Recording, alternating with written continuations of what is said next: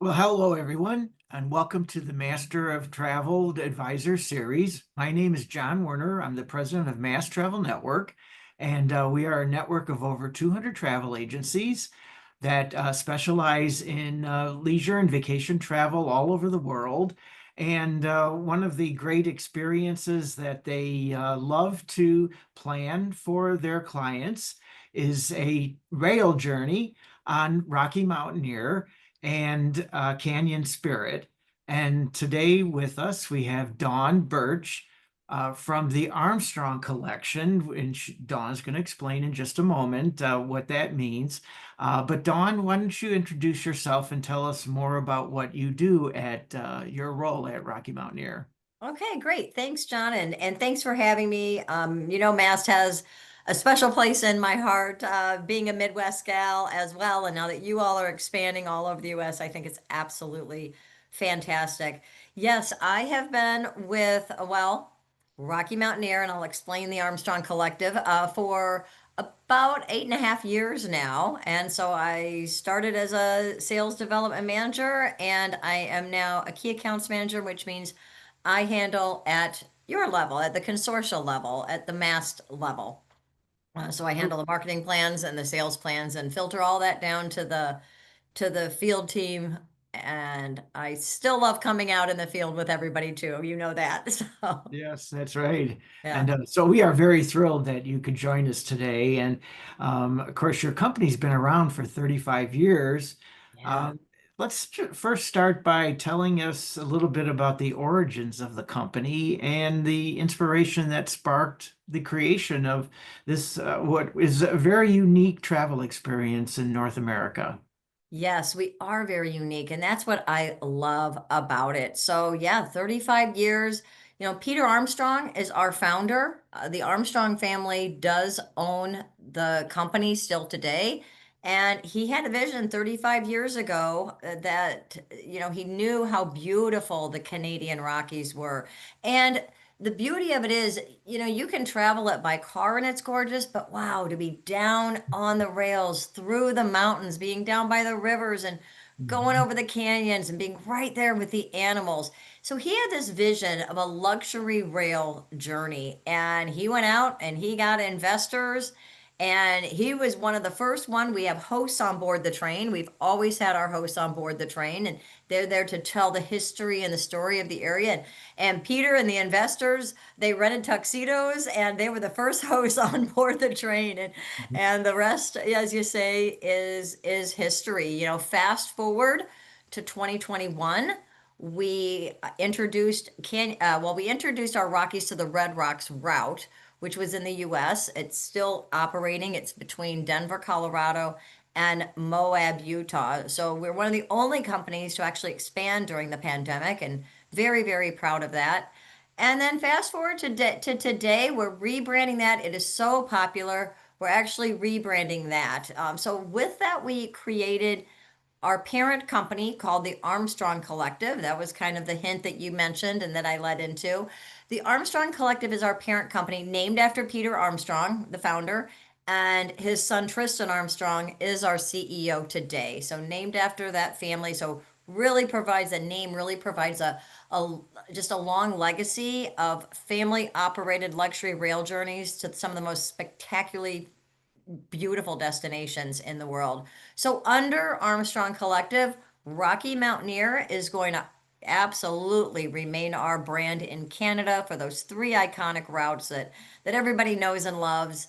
And then starting next year, our route in the US, Rockies to the Red Rocks, is going to be rebranded under the name Canyon Spirit. We are also extending that route next year to include a 3-day route up to Salt Lake. And then, hey, maybe as we grow and expand more in the future to new destinations, we'll add more brands. So that's why we are doing this. So it's a lot of growth, a lot of exciting times here at the Armstrong Collective. Yeah, it's so wonderful to hear about the growth of the company. And of course, Rocky Mountaineer is just to clarify things for our audience, it's not merely travel by train as a mode of transportation. This is an experience, Mhm. just a thrilling element of a journey. We talked about the iconic landscapes of North America, both in Canada and the Western and Southwest US. You're not going to find anything more spectacular anywhere else in the world. And so I know we're going to talk a lot more about the Canyon Spirit route because of the expansion that you have going on there. But first, let's highlight the routes in Canada. You mentioned the three routes, Mhm. and through the Western Canadian provinces of British Columbia and Alberta. So tell us a little bit more about those three routes. Sure, sure. Yes, our most popular route would be our first passage to the west, and that travels in between Vancouver and Lake Louise and Banff. The overnight stop is in Kamloops. So no matter which route you travel, which brand you travel on, we are always daylight only train travel. That is so important because you are arguably going to some of the most beautiful destinations in the world, and you want to see this, right? You want to travel through it. You don't just want to, see it in the dark and travel through or sleep through it. So we're always daylight only train travel, overnighting in hotels, also to give you a good rest because it might sound nice and romantic to sleep on a train until you've tried it. So Yeah, right. then it's not so Yeah. much. Um, so that's our first route would be, and probably our most popular route in Canada would be the first passage to the west. And every one of our routes has unique features. For example, on this route, you travel through the spiral tunnels. We're the only passenger train to travel on this route and through the spiral tunnels. They're an engineering marvel to this day. And then we have two routes that go up to Jasper. One is a 2-day route that, again, overnights in Kamloops, and that travels from between Vancouver and Jasper. And then our third one is really unique called Rainforest to Gold Rush.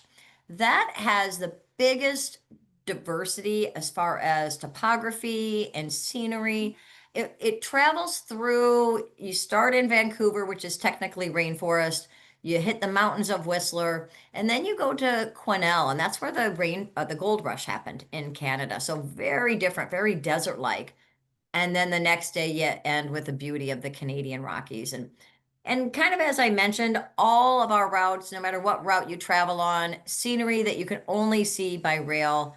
And of course, we have luxury accommodations as far as the train cars themselves we might get into. Our hosts on board the train always are telling stories, and the food is unbelievable. Yeah, that is spectacular. And at the beginning of our conversation, you mentioned the original route through Colorado and Utah as being Rockies to the Red Rocks route. Why the third day or the addition to go to all the way to Salt Lake City? How will this new route increase the popularity of the whole journey? And because you already have a very high guest satisfaction rate with the Denver to Moab route. So, Mhm. um, what did customer feedback tell you about adding a third day? Yeah, and as you mentioned, our feedback is unbelievable. In Canada, it's extremely high, and in the US, it actually tops that, which is pretty amazing considering our high guest satisfaction in Canada. So yeah, good question. We already have a high guest satisfaction rating. Why the third day? Probably because the sales team got tired of answering the question, how do you get in and out of Moab? Yeah, that's right. Yeah. But seriously, there is one airport there with one gate, one flight a day that holds about 30 passengers. So we did see the need to expand up to Salt Lake. So you can still do that 2-day route. Our guests can absolutely do the 2-day route between Denver and Moab next year, but you have that option as well. And it Mhm. really, with Salt Lake being a major airport and an Right. international airport, the lift is just going to be a lot easier to get in and out of. And our sales already are just off the Mhm. charts for next year. Yeah. It's really amazing what that did. So yeah, they had a great idea with that. They took it and ran with it, and I'm so glad we were able to do that because the sales are just beyond Yeah. our expectation. No, that.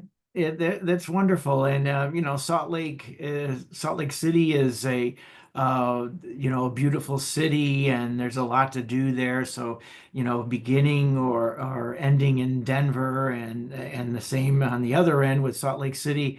I mean, you really have a great vacation in the western part of the United Yeah. States.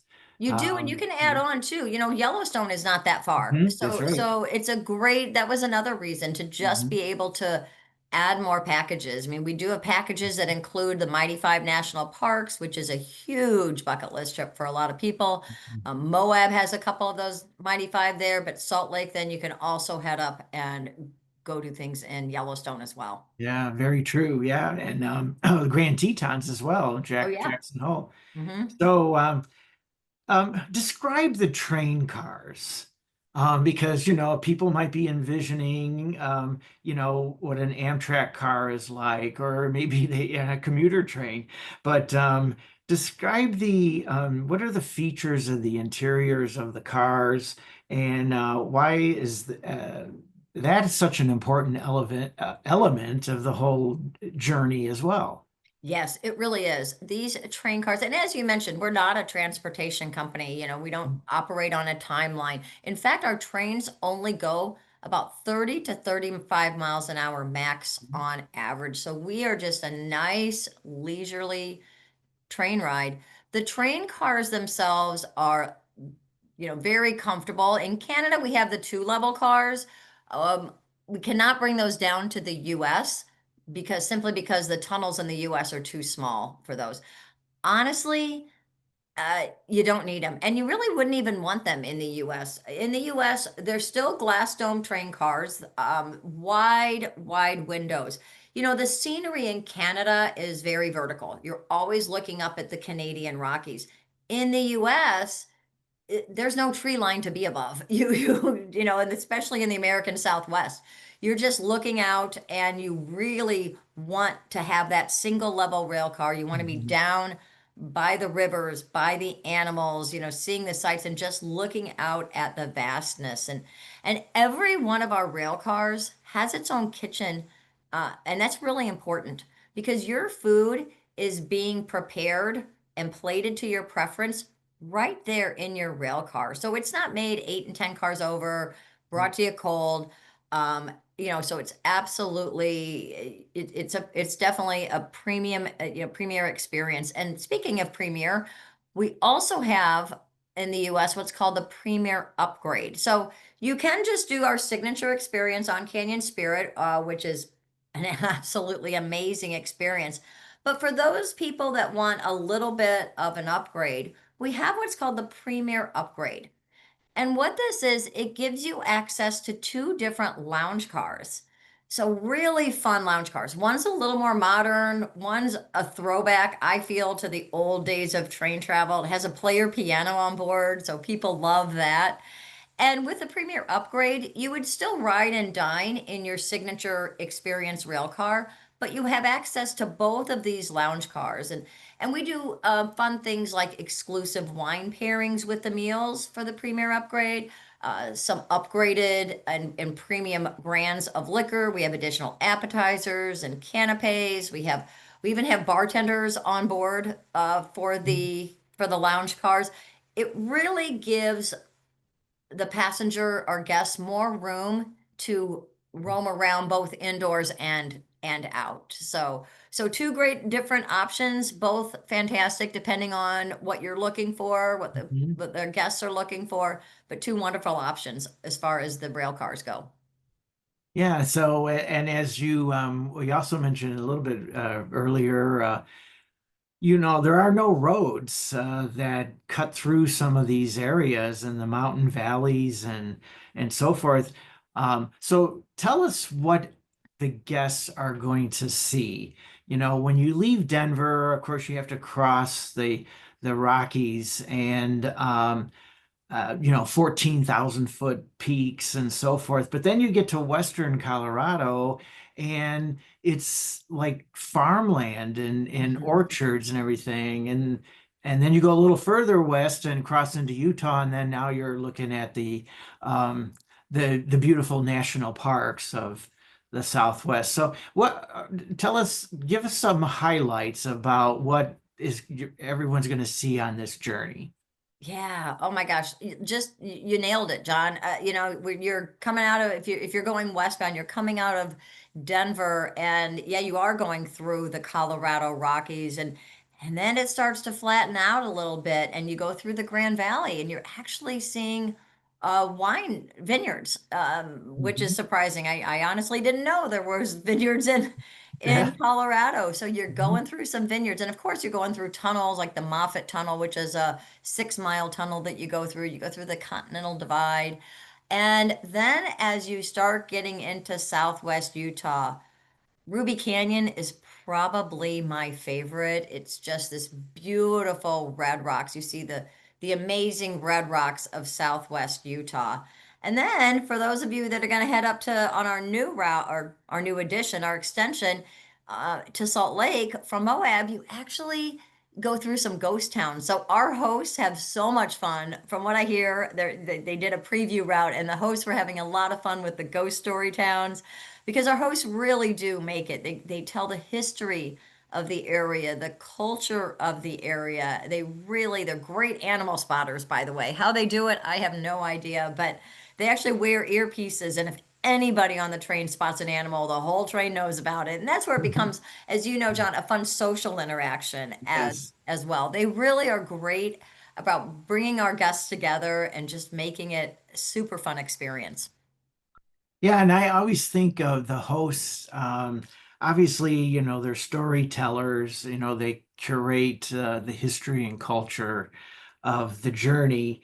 But besides bringing it to life, it really, I think, strikes an emotional side of the guest experience that that what is part of the amazing part of the journey. Mhm. So you were talking a few minutes ago as well about the food and drinks aboard the train. So what are on your website it says you feature regionally inspired cuisine and handcrafted cocktails.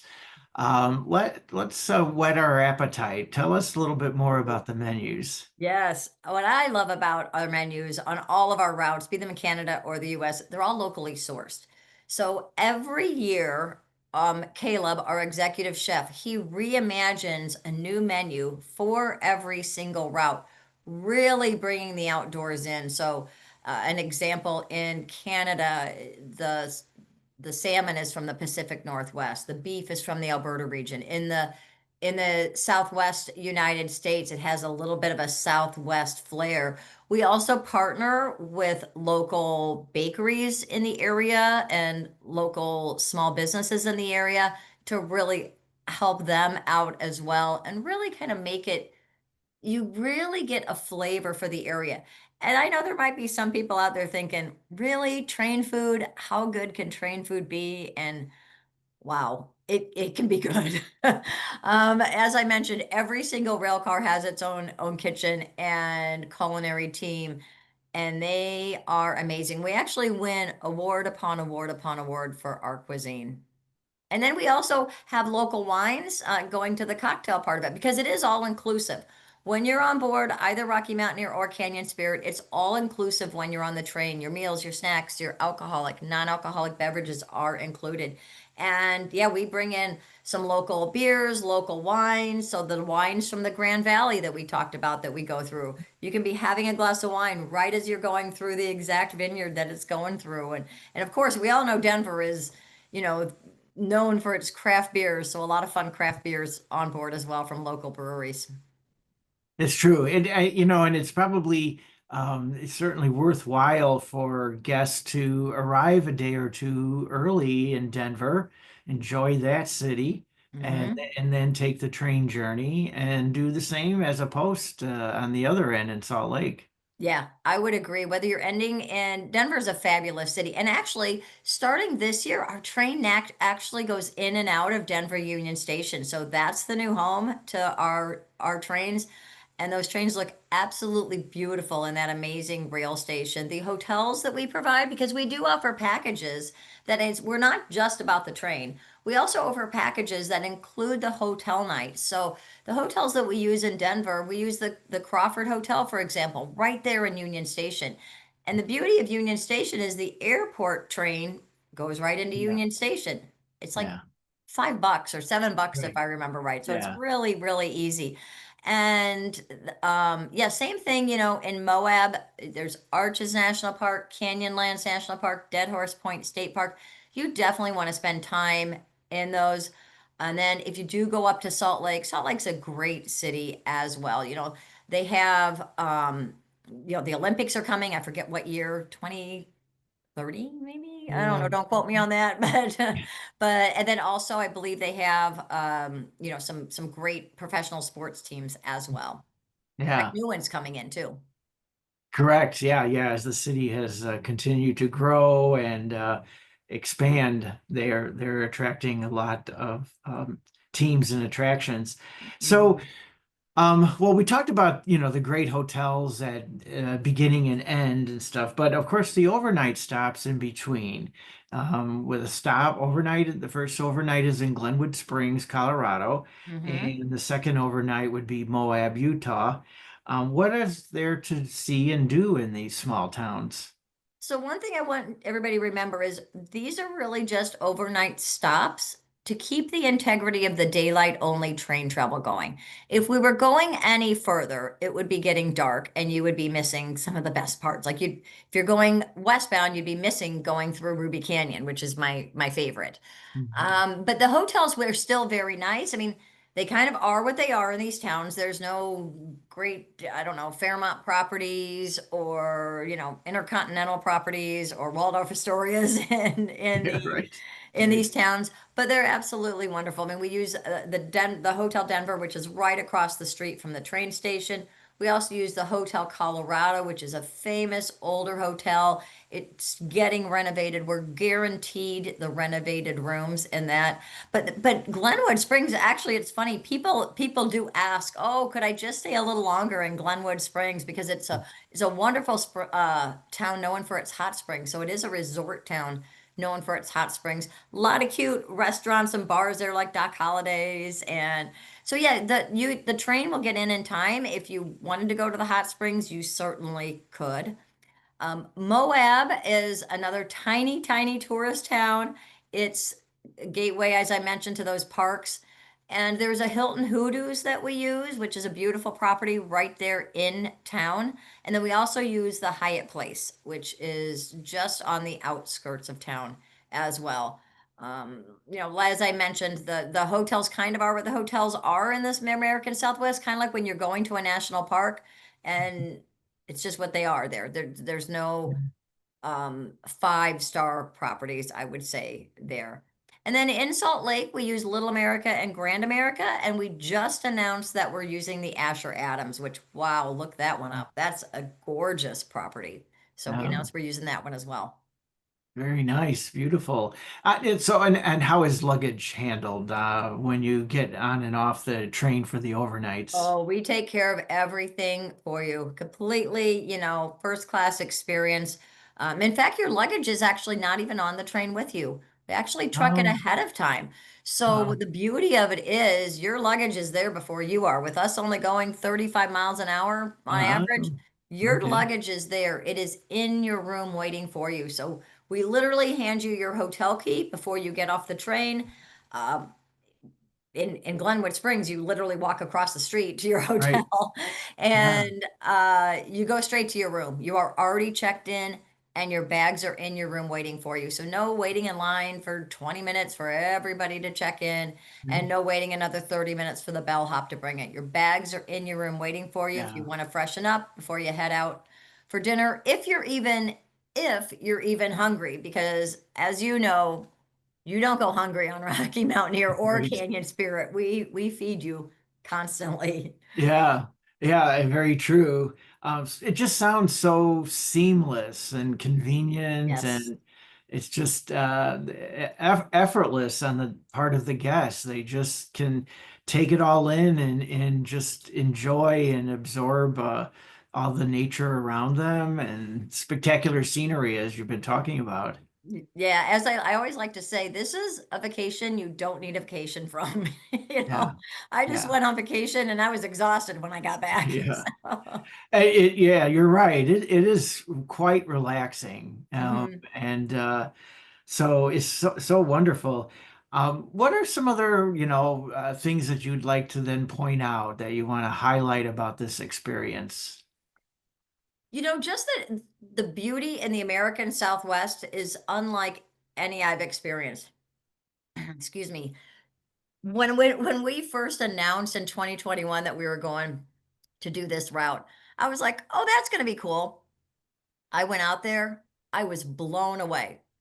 So if you've never been to the American Southwest and Southwest Utah, excuse me, I highly recommend it. Mhm. I could not believe it. I was actually a little embarrassed. I didn't know that this kind of beauty was in our country. It's Mm. something you don't think about.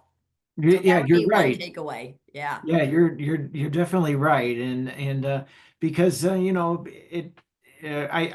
national parks get visited and so forth, but there's so much of this area that you're passing through. People they don't take the time to go on this route, and they don't realize what's there. Yeah. And so they kind of drive through and pass through it and or fly over the area and they don't see how spectacular it all Yeah, is. it really is. I was just blown away when I went out there for the Yeah. first time. Been out there several times on our train. I might be going again in November, and I just can't wait. So I Yeah. look really forward to going to the American Southwest. It's just absolutely gorgeous. Everybody's so nice there. The Mhm. shops have signs like in Moab, welcome Rocky Mountaineer guests. So it's Great. it's it's fun. Well, your company has certainly created an experience for people to really enjoy a part of the United States that, like we were just saying, they don't realize the beauty that is there so close to home too. So, Mhm. um, well, is there anything else that you would like to tell us? No, I just would say, contact your MAST travel advisor. They're true professionals. Many, many, many of them have been on this, if not a lot, most of them have been Yeah. on it. And whether in Canada or the US, they can give you that experience. We always have some great promos. We have an excellent promotion for people that have been on Rocky Mountaineer and want to now try Canyon Spirit in the US, which, reminder, it gets even better guest experience ratings. You can get $1,000 off. So that's pretty amazing for a travel again promotion. If you haven't been on, we always have some type of promotion going on, or generally have some type of promotion going on. So contact your Mass Travel Advisor. And we operate mid-April through mid-November this year for our US route. We're going until Thanksgiving, American Thanksgiving next year. And then for Canada, we operate mid-April to the beginning of October. So we are a 6-month operation. So we do sell out. So you might want to book early. The reason we do that is again to keep that daylight only train travel. We're very insistent on that. Yeah, yeah, it's a must. Well, Dawn, thank you very much for joining us today. Great conversation. Always love to hear more about the journey and what your company is doing. So it's wonderful. Thank you so much. Well, thanks for having me, John. I really appreciate it.